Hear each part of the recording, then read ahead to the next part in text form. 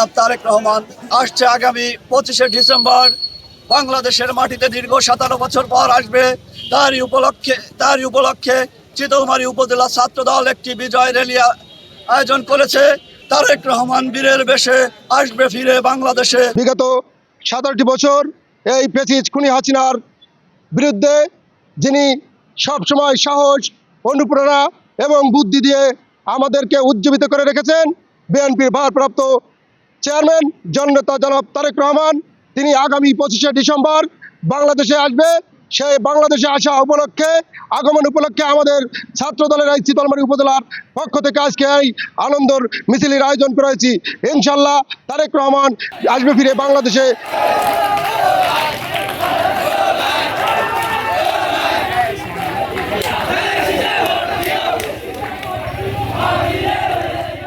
নতুন এবং ফিরে আসা গ্রাহকদের জন্য নগদে চলছে ক্যাশব্যাক সহ প্রতিদিন হাজারো উপহার জেতার সুযোগ। হবে আশা আর ফেরা, সারপ্রাইজ সেরা।